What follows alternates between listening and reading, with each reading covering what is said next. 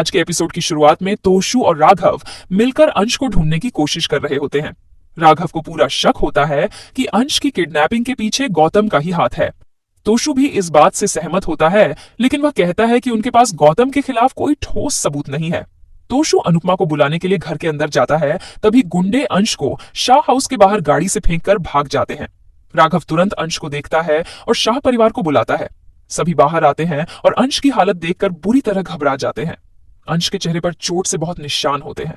अनुपमा पूरी तरह टूट जाती है और डॉक्टर को बुलाने के लिए कहती है। दूसरी तरफ राही फोन में अंश की फोटो देखती है और भावुक हो जाती है। वह रोते हुए प्रेम से कहती है कि देखो अंश को कितनी बुरी तरीके से मारा है। तभी मोटीबा फोन लेकर फोटो देखती है और चिंता जताती है कि बच्चे को कितनी बुरी तरीके से मारा है। पराग कहता है कि एक बार ये पता चल जाए कि ये लोग कौन हैं, मैं इन्हें नहीं छोड़ूंगा। इसी बीच गौतम भी सबको देखता है और खुश होता है। राही रोते हुए कहती है कि मेरी तो ये हिम्मत ही नहीं हो रही है कि मैं वहां जाऊं, लेकिन जिसने भी अंश की ये हालत की है मैं उन्हें नहीं छोड़ूंगी। तभी वह गौतम को देखती है। राही को पूरा यकीन हो जाता है कि यह सब गौतम का ही काम है। प्रेम भी उसकी बात से सहमत होता है, लेकिन वह याद दिलाता है कि उनके पास अब तक कोई सबूत नहीं है। ख्याति भी अंश के प्रति अपनी चिंता जताती है। सभी लोग अंश के लिए चिंतित होते हैं। तभी प्रार्थना गौतम को देखती है और गौतम का सामना करती है। गौतम खुद कबूल करता है कि अंश की यह हालत उसी ने की है। वह प्रार्थना को धमकाता है कि अगर उसने तलाक का केस वापस नहीं लिया तो वह किसी को नहीं छोड़ेगा। वह कहता है कि अब अगला नंबर तुम्हारी प्यारी अनुमा का है। प्रार्थना हैरान हो जाती है। प्रार्थना उसे दानव कहती है। गौतम हंसते हुए कहता है कि अब तुम अपने पति की काबिलियत समझ रही हो, लेकिन कुछ साबित नहीं कर पाओगी। तभी अनुपमा वहां आती है और सभी चौंक जाते हैं। अनुपमा अंदर आती है और उसकी नजर गौतम को ढूंढ रही होती है। सभी लोग अनुपमा के पास आते हैं और पूछते हैं कि क्या हुआ। तभी गौतम वहां आता है। अनुपमा सीधा गौतम के पास जाती है और उसे मुक्का मारती है। वह याद करती है कि अंश ने उसे बताया था कि उसके अपहरण के पीछे गौतम का हाथ है। मोटीबा कहती है कि ये आप क्या कर रही है। तभी अनुपमा उन्हें चुप करा देती है। गौतम को चोट का दर्द होता है और वह कहता है कि पागल हो गई हो क्या। तभी अनुपमा गौतम को जोरदार थप्पड़ मार देती है और वह गिर जाता है। अनुपमा कहती है कि माँ गाय से भी ज्यादा सीधी होती है, लेकिन जब माँ के बच्चे को नुकसान पहुंचाओगे तो वह इतनी खतरनाक हो जाती है कि शेर भी अपना रास्ता बदल देता है। आज तूने मेरे अंदर की काली माँ को जगा दिया है। तभी अनुपमा डंडा लेकर आती है। सभी हैरान होते हैं। अनुपमा कहती है कि तूने मेरे अंश को मारा है ना। यह कहकर वह गौतम को भयंकर तरीके से पीटने लग जाती है। सभी हैरान होते हैं और उसे रोकने की कोशिश करते हैं। अनुपमा गौतम पर अपना पूरा गुस्सा निकाल रही होती है और पीटते हुए उसका डंडा भी टूट जाता है। अनुपमा डंडा गौतम पर फेंकती है और रुक जाती है। प्रेम और राही अनुपमा का समर्थन करते हैं। अनुपमा गुस्से में कहती है कि कल रात को तूने मुझे फोन करके धमकी दी थी ना। तभी प्रार्थना भी कहती है कि मुझे भी अभी इसने धमकी दी कि अगर मैंने तलाक का फैसला नहीं बदला तो यह सबका वही हाल करेगा जो इसने अंश का किया है। गौतम कहता है कि यह सब झूठ है, मैंने ऐसा नहीं कहा। तभी प्रेम गौतम को चुप करा देता है। अनुपमा गौतम की कॉलर पकड़कर उसे धमकाते हुए कहती है कि अगर मेरे बच्चों की तरफ आंख उठाकर देखने की कोशिश भी की तो मैं तुझे नहीं छोड़ूंगी। अनुपमा गुस्से में वहां से चली जाती है। गौतम सोचता है कि मुझे तो तब मारेगी जब तेरे अंदर जान बचेगी। घर पहुंच, घर पर एक सरप्राइज तेरा इंतजार कर रहा है। इसके बाद अनुपमा जैसे ही घर पहुंचती है उसकी आंखों के सामने अंधेरा छा जाता है। अनु की रसोई में आग लग चुकी होती है। सब कुछ बर्बाद होता देख अनुपमा टूट जाती है। परिवार के सभी लोग रो रहे होते हैं।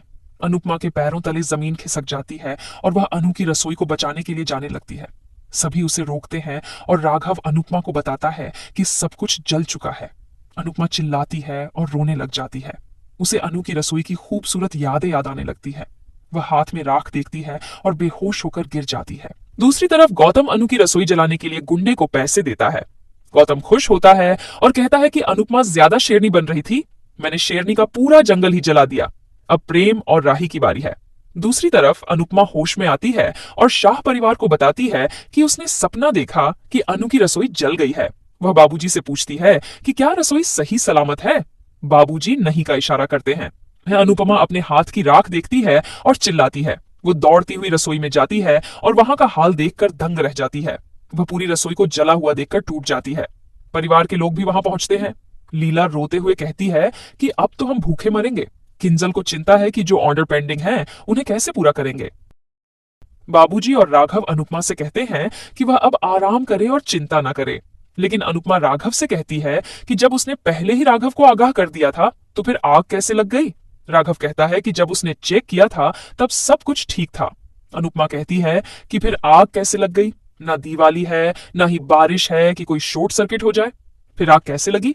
अनुपमा को पूरा शक होता है कि इस सब के पीछे भी गौतम का ही हाथ है और वह उससे सामना करने का फैसला करती है। तभी लीला उसे रोक देती है। लीला अनुपमा को डांटते हुए कहती है कि उसने कोठारी परिवार से दुश्मनी मोल नहीं लेनी चाहिए। उसके तमाशे की वजह से गौतम ने अंश को पिटवा दिया और अब अनु की रसोई को जला दिया। अगर अनुपमा कोई और तमाशा करेगी तो वह फिर से बदला लेगा। अनुपमा टूट जाती है। सभी लोग चले जाती हैं। अनुपमा कहती है कि गलत के साथ गलत करो तो भी अच्छा क्यों नहीं होता। वह दुखी होकर चली जाती है। राघव उसकी हालत देखकर चिंतित होता है और गौतम को सबक सिखाने की कसम खाता है। दूसरी तरफ राही को पता चलता है और वह घबरा जाती है। प्रेम को भी इस खबर से गहरा सदमा लगता है। प्रेम और राही काफी दुखी हो जाते हैं और रोने लग जाते हैं, लेकिन गौतम खुश होता है। राही गुस्से में गौतम से सवाल करती है, लेकिन वह साफ मना कर देता है। मोटीबा गौतम का साथ देती है। राही कहती है कि अगर उसे कोई सबूत मिला तो वह गौतम को छोड़ने वाली नहीं है।